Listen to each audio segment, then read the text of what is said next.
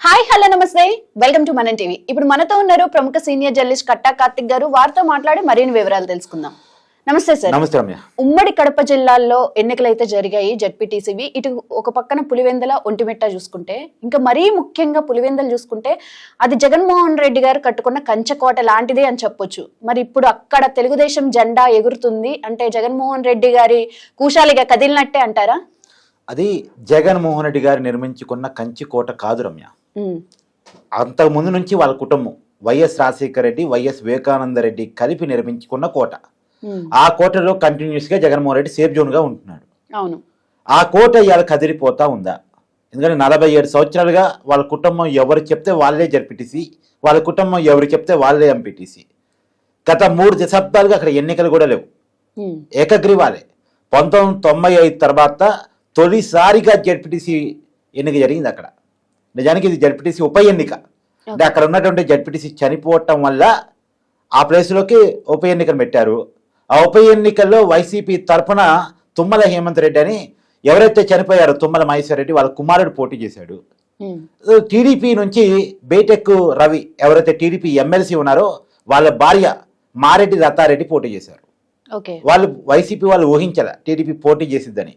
ఇక టీడీపీ పోటీ చేయటం వల్ల, కూటమి ఇచ్చిన ధైర్యం వల్ల, ప్రభుత్వం ఇచ్చిన ధైర్యం వల్ల ఎన్నిక జరుగుతుందని తెలిసి మిగతా వాళ్ళు ఇండిపెండెన్స్ కూడా నామినేషన్ వేశారు. మొత్తం 11 మంది నామినేషన్ వేశారు. ఇప్పుడు మనం అర్థం చేసుకోవాల్సింది ఇక్కడ ఏంటి అంటే, సరే ఎన్నిక జరిగిన తీరు మీద చాలా కంప్లైంట్స్ నిన్న జగన్మోహన్ రెడ్డి గారు ప్రెస్ మీట్ పెట్టి వివరించారు. అరాచకం జరిగింది, పోలీసు రాజ్యం జరిగింది అంటే టీడీపీ గెలుస్తుందని ఎక్స్పెక్టెడ్. వైసీపీ వాళ్ళు చేతులు ఎత్తేశారు. నిన్న ఉప ఎన్నికల్లో రీపోలింగ్ 2 చోట్ల జరిగితే దాన్ని బహిష్కరించారు కూడా. 2 చోట్ల టీడీపీ గెలిచిద్ది అనేది వైసీపీ కూడా ఎక్స్పెక్టెడ్. మొత్తం రాష్ట్ర వైడ్గా నేను మొన్ననే చెప్పాను, 2 days బ్యాకే చాలా క్లియర్గా చెప్పాను, 2 చోట్ల కూడా టీడీపీ గెలవబోతుంది అని. వైసీపీ ఏమంటుంది, అధికార బలం ఉంది కాబట్టి గెలిచింది అంటది. సరే నిజంగా అంతా పారదర్శకంగానే జరిగిందా, ఏం పొరపాట్లు లేవా అంటే ఖచ్చితంగా కొన్ని పొరపాట్లు ఉన్నమాట వాస్తవం. కాకపోతే మనం ఈ చిన్న చిన్న పొరపాట్లను చూడాలా, ఎన్నిక జరగటాన్ని చూడాలా? మొన్నటిదాకా ఎన్నికే లేదు 3 దశాబ్దాలుగా. ఎన్నిక జరగని చోట, ఎన్నిక జరగటానికి అవకాశం ఉన్న చోట మరి సహజంగా ఎన్నిక ఎక్కడ జరగదు రమ్య? పోటీ చేయడానికి ఒక్కరు తప్ప ఇంకెవరు సిద్ధంగా లేకపోతే జరగదు. అక్కడ ప్రజలంతా ఒక్క పార్టీకే ఓటేస్తారు అనుకుంటే జరగదు. కానీ అక్కడ అది నిజానికి అది లేదు. కానీ సిచ్యువేషన్ ఎందుకు ఎన్నిక జరగట్లేదు అంటే భయం. వాళ్ళకు వ్యతిరేకంగా పోటీ చేస్తే చంపేస్తారు అనే భయం, వాళ్ళకి వ్యతిరేకంగా పోటీ చేస్తే ఉండనివ్వరు ఈ ఊళ్ళో అనే భయం. ఆ భయం చేత కేవలం 3 దశాబ్దాలు ఎవరు పోటీ చేయలేరు. కానీ ఆ భయాన్ని ప్రభుత్వం ఎప్పుడైతే తొలగించిందో, ఎన్నికల కమిషన్ ఎప్పుడైతే తొలగించిందో, ఎన్నిక పెడుతున్నామన్న విషయం వైసీపీకి అర్థమైందో వాళ్ళలో ఒక చెమటలు పట్టాయి. 11 మంది పోటీ చేశారు. ఆ 11 అనే అంకె ఎందుకు మరి జగన్మోహన్ రెడ్డి గారికి అది చేదు అనుభవంలాగా ఎదురవుతా ఉంది. ఇండిపెండెంట్స్ గారు మొత్తం 11 మంది. దాంట్లో వైసీపీ నామినేషన్ వేయించుకున్న వాళ్ళు కూడా ఉన్నారు చాలా మంది ఇండిపెండెంట్స్.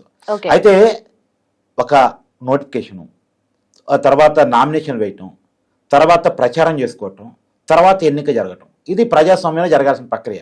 ఒక 3 దశాబ్దాల తర్వాత పులివెందులో చూశారు ప్రజలు 77% పోలింగ్ నమోదైందంటే ఎంతమంది ప్రజలు ఓటు ఎక్కువ వినియోగించుకుంటారో అర్థం చేసుకున్నాం. ఇంకా వాళ్ళు చాలా మంది మహిళలు చెప్తున్నారు, మా జీవితంలో ఒక్కసారి కూడా ఏదో ఎమ్మెల్యే ఎన్నికలప్పుడు ఓటేయటం తప్ప తర్వాత ఓటేయలేదట వాళ్ళు. లోకల్ బాడీలో ఓటేయటం అనేది వాళ్ళ జీవితంలో ఎప్పుడు లేదంట. మాకు ఇలా ఓటేయొచ్చని మాకు ఇప్పుడే తెలుస్తుందని చెప్పే వాళ్ళు కూడా ఉన్నారు పాపం అమాయకులు. అప్పట్లో ఊర్లో డబ్బుకులు కొట్టి మూత మోగిస్తారు కదా మామూలుగా, అనౌన్స్ చేయాలంటే చేసేవాళ్ళు. రేపు ఎన్నికలు జరుగుతున్నాయి, మీకు సంబంధం లేదు, మీ ఓట్లు వేసుకుంటారని చెప్పేసి బహిరంగంగా చెప్పేవాళ్ళంటే ప్రజలు బయటికి రావద్దని ఒక టైంలో. అలాంటి పరిస్థితి నుంచి ప్రజలు స్వచ్ఛందంగా ఓటేసే పరిస్థితిలోకి అక్కడ చేరారు. ఎన్నిక జరగని పరిస్థితి నుంచి ఎన్నిక జరిగే పరిస్థితి వచ్చింది. దాని మేరకు ప్రజాస్వామ్యం మనకి వర్ధిల్లిందని చెప్పాలి. ఒక రకంగా చెప్పాలంటే అంటే సహజంగా ఎలా ఉంటుందంటే రమ్య, ఏకగ్రీవం చేశారనుకో, ఆ ఏకగ్రీవం చేయటానికి జగన్మోహన్ రెడ్డి కుటుంబం కారణం కాబట్టి జగన్మోహన్ రెడ్డి కుటుంబానికి ఆ జడ్పీటీసీ బానిసగా ఉంటాడు. నేను జగన్మోహన్ రెడ్డి గారు నచ్చడం వల్ల నేను జడ్పీటీసీ అయ్యాను అనుకుంటాడు తప్ప ప్రజలు ఓటు వేయటం వల్ల జడ్పీటీసీ అయ్యాను అనుకోడుగా. నన్ను జడ్పీటీసీ చేసింది ఎవరు? జగన్మోహన్ రెడ్డి గారు. ఎంపీటీసీ చేసింది ఎవరు? జగన్మోహన్ రెడ్డి గారు. నన్ను ఎంపీపీ చేసింది ఎవరు? జగన్మోహన్ రెడ్డి గారు అనుకుంటారు తప్ప ప్రజలు అని అనుకోడు కదా. కాదు కదా వాడు. ఎప్పుడైతే ప్రజల ఓటుతో ఎన్నికవుతాడో అప్పుడు ప్రజలంటూ భయమో భక్తో ఉంటది. అవును. మళ్ళా రేపు ప్రజల కాడికి ఓటు అడగటానికి పోతే నువ్వు నాకు ఈ పని చేయలేదు కదా, ప్రజలు అడుగుతారు కదా, నువ్వు భయమో భక్తో ఉంటది కదా. కాబట్టి ప్రజలకు సర్వీస్ ఒకసారి కాదు ఒకసారి చేయాలనే ఫీలింగ్ వస్తుంది. అందుకనే ప్రజాస్వామ్యంలో ప్రజల ఓటు అనేటువంటిది చాలా అవసరం. మన ప్రజాస్వామ్య నిర్వచనమే to the people, by the people, for the people. ప్రజలే ఇక్కడ అంతిమ నిర్ణేతలు కావాలి. ప్రజాప్రతినిధులు ప్రజలకి సర్వీస్ చేసేవాళ్ళు కావాలి తప్ప ప్రజల మీద పెత్తనం చేసేవాళ్ళు కాకూడదు. కానీ నిన్నటిదాకా పెత్తనం చేసేవాళ్ళు ఉన్నారు, వాళ్ళ ప్లేస్లో సర్వీస్ చేసేవాళ్ళని ఇవాళ ప్రజాస్వామ్య పద్ధతులు ప్రజలు ఎన్నుకుంటూ ఉన్నారు. నువ్వు గమనించు, ప్రజలు కూడా ఎప్పుడు ఒకే రాజకీయ పార్టీకి ఒకే రాజకీయ నాయకుడు కొట్టారు. వాళ్ళ ఆలోచనలు మార్చుకుంటూ ఉంటారు. ఎందుకంటే ఒకడికే ఎప్పుడు అధికారం ఇచ్చామనుకో వాడు అహంకారం ఎక్కిద్ది, నెత్తి మీద ఎక్కి పెత్తనం చేస్తాడు. అధికారాన్ని మారుస్తున్నాం అనుకో వాళ్ళు కూడా భయం ఉంటుంది. ప్రజలకు సర్వీస్ చేయకపోతే మమ్మల్ని మార్చేస్తారు అనుకో భయం ఉంటుంది. వాడేదో బాగా చేస్తే తప్ప వాడిని కంటిన్యూ చేసుకోరు సహజంగా.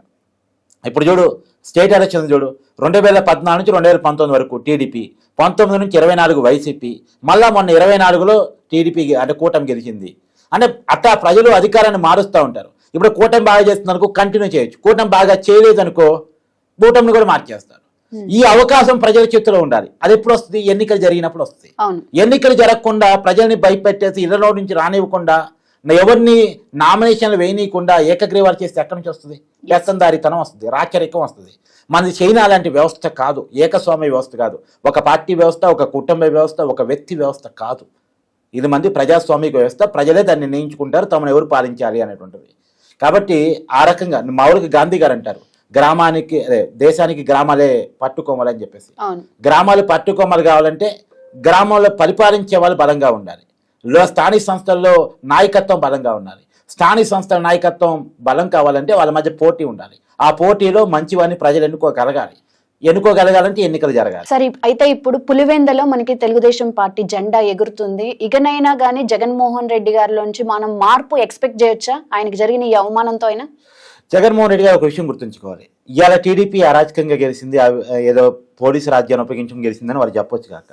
కానీ జగన్మోహన్ రెడ్డి గారు ముఖ్యమంత్రిగా ఉన్నప్పుడు కూడా రాయలసీమ పట్టభద్రుల ఎమ్మెల్సీ ఎన్నికల్లో పులివెందులలో వైసీపీ కంటే ఎక్కువ టీడీపీకి ఎక్కువ ఓట్లు వచ్చాయి. అధికారం వైసీపీది. జగన్మోహన్ రెడ్డి ముఖ్యమంత్రి, పులివెందుల ఎమ్మెల్యేగా ఉన్నాడు. అలాంటి టైంలో కూడా పోలీసులంతా వైసీపీ చెప్పు చేతల్లో ఉన్నప్పుడు కూడా వైసీపీ కంటే టీడీపీకి పట్టభద్రుల ఎమ్మెల్సీ ఎన్నికలు ఎక్కువ ఓట్లు వచ్చాయి. మరి దీన్నే ఉన్నది. మొన్న జగన్మోహన్ రెడ్డి గారి మెజార్టీ తగ్గింది. 2019లో 90,000కు పైగా మెజార్టీతో గెలిచిన జగన్మోహన్ రెడ్డి మొన్న ఎన్నికల్లో 61,000కి తగ్గాడు. అంటే జగన్మోహన్ రెడ్డి గారు దాదాపు 29,000 మెజార్టీ తగ్గింది. దీన్ని ఏమనాలి? ఇవాళ జెడ్పీటీసీ ఎన్నికల్లో వైసీపీని జనం ఓడించారు. అంటే దీన్ని బట్టి జగన్మోహన్ రెడ్డి గారు రివ్యూ చేసుకోవాల్సిందంటే ఇన్నాళ్ళు తన తండ్రి సంపాదించి పెట్టిన కోట కరుగుతూ ఉంది. ఐసు గడ్డ కరిగింది కదా, అలా కరుగుతూ ఉంది. అలా కరగటానికి ఉన్న కారణం అంటే జగన్మోహన్ రెడ్డికి ప్రజల్లో బాండింగ్ పోతా ఉంది, ప్రజలతో ఉన్న కనెక్టివిటీ పోతుంది. ఇన్నాళ్ళు అక్కడ ఏం జరిగేదంటే రమ్య, మామూలుగా రాజశేఖర రెడ్డి గారు రాష్ట్ర రాజకీయాల్లో బిజీగా ఉన్న వివేకానంద రెడ్డి గారు అక్కడ జనానికి అందుబాటులో ఉండేవారు. అక్కడ ఏం కావాలన్నా వాళ్ళకి అవి చూస్తూ ఉండేవారు, మంచి చెడు. ఇప్పుడు జగన్మోహన్ రెడ్డి గారు అవినాష్ రెడ్డి గారి తరం వచ్చింది. అంటే రాజశేఖర రెడ్డి గారు చనిపోయారు, వివేకానంద రెడ్డి గారు చంపడ్డారు. ఇప్పుడు జగన్మోహన్ రెడ్డి గారు, అవినాష్ రెడ్డి గారు. జగన్మోహన్ రెడ్డి గారు స్టేట్ పాలిటిక్స్ లో బిజీగా ఉంటే అక్కడ ఎవరు చూడాలి? అవినాష్ రెడ్డి గారు చూడాలి. అవినాష్ రెడ్డి గారు కూడా స్టేట్ పాలిటిక్స్ బెంగళూరు ప్యాలెస్ అయ్యి అది నువ్వే అర్థం చేసుకోవాలి. బెంగళూరు ప్యాలెస్, తాడేపల్లి ప్యాలెస్, ఈ ప్యాలెస్ గోల ఏంటి? ప్యాలెస్లో డోలు మూసుకుని ఏం చేస్తారు? ప్యాలెస్లో జరిగే రాజకీయాలు ఏంటి? ప్యాలెస్లో జరిగే డబ్బు లావాదేవీలు ఏంటి? అవి నువ్వు అర్థం చేసి ప్రజల్లో ఉండాల్సిన నాయకుడు ప్యాలెస్లోని డోలు మూసుకుని ఎందుకు కూర్చుంటున్నాడు? ప్రజల్లోకి రావడానికి ఆయన కొన్ని ఎందుకు అంత భయం? ముఖ్యమంత్రిగా ఉన్నప్పుడు ప్రజల్లోకి పెద్ద పెద్ద పరదాలు కట్టుకుని ఎందుకు వచ్చాడు? అవన్నీ వేరే చర్చ. కానీ నేను చెప్పదలుచుకున్న పాయింట్ ఏంటంటే జగన్మోహన్ రెడ్డి గారు స్టేట్ పాలిటిక్స్ లో బిజీగా ఉన్నప్పుడు అవినాష్ రెడ్డి గారు అక్కడ లోకల్లో జనానికి దగ్గరగా ఉండాలి. కానీ అవినాష్ రెడ్డి అంటే జనానికి ప్రేమ కాదు, భయం. ఈ భయం ఎన్నాళ్ళు ఉంటుంది? భయాన్ని తీసేయగలిగిన వాడు వస్తే భయం పోద్ది. అక్కడ ఒకడు వచ్చాడు, ఐపీఎస్ కోయ ప్రవీణ్, ఏదో విక్రమార్కుడు సినిమాలో రవితేజ వచ్చినట్టు వచ్చాడు. భయాన్ని తీసేస్తున్నాడు. భయాన్ని తీసేయటం వల్ల ఇక్కడ చిన్నగా భయం అనేది కోల్పోతున్నారు. నిజానికి ఇక్కడ ఎన్నిక జరగటం మీద ఇద్దరు అధికారులు మనం ఖచ్చితంగా అభినందించాలి. ఒకళ్ళు ఐపీఎస్ కోయ ప్రవీణ్. ఎలాంటి మామూలుగా పులివెందులు అంటే మేము ఎక్స్పెక్ట్ చేస్తాం, మనం అక్కడ ఎన్నికలు జరుగుతున్నాయి, ఫస్ట్ టైం ఎన్నికలు జరుగుతున్నాయి, పెద్ద పెద్ద గొడవలు జరుగుతాయేమో, చనిపోతారేమో, ఎవరన్నా కత్తులు వేస్తాయేమో, బాంబులు వేస్తాయేమో, కొట్లాటలు ఉంటాయేమో అనుకుంటాం. కానీ ఇవేమీ లేకుండా ఎన్నికలు చేయగలిగాడు. ఆ మేరకు కోయ ప్రవీణ్ ఐపీఎస్ మనం అభినందించాలి. తర్వాత నీలం సహాని ఐఏఎస్ ఎలక్షన్ కమిషనర్. మళ్ళీ ఏమెవరు? జగన్మోహన్ రెడ్డి గారు ఇష్టపడే ఐఏఎస్ఏ. ఏమైనా చీఫ్ సెక్రటరీ పెట్టుకుంది జగన్మోహన్ రెడ్డి గారే.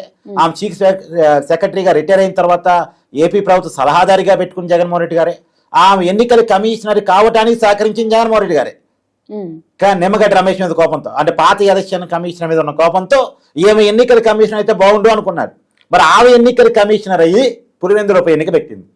జగన్మోహన్ రెడ్డి గారికి ఇష్టపడే చేస్తే ఎన్నిక పెట్టాము ఇది మరి ఆ బాధ్యత చేసింది, తప్పేం చేయలేమా. కాబట్టి ఇక్కడ ఈ ఇద్దరు అధికారిని మనం ఖచ్చితంగా అభినందించి తీరాలి. వాళ్ళిద్దరు చేసినటువంటి పని ఫలితంగా పులివెందుల ప్రజలకు స్వేచ్ఛ వచ్చింది. ఏ పార్టీ అని ఇక టీడీపీ గెలవచ్చు రమ్య, నిజంగా బలం ఉంటే రేపు వైసీపీ గెలవచ్చు. కాబట్టి నేనేమంటానంటే ఓటు వేయటం, ప్రజలకు అవకాశం ఇవ్వటం అనేది ఒక మంచి పరిణామం. అవును, ఏ నాయకుడైనా ప్రజల నుంచి ఎన్నుకోబడాలి, ఖచ్చితంగా ఇలా ఒంటిమెట్లో పులివెందుల్లో జరిగిన ఎన్నికలు ప్రజాస్వామ్య పద్ధతిలో నాయకులు గెలిచిన తీరుని మనం అభినందించి తీరాలి. ఏది ఏమైనా రాచరికం, అరాచకం, పెత్తనం అనేది ఎక్కువ కాలం నిలవదు అనేది జగన్మోహన్ రెడ్డి గారు గుర్తుంచుకోవాలి. Right, thank you.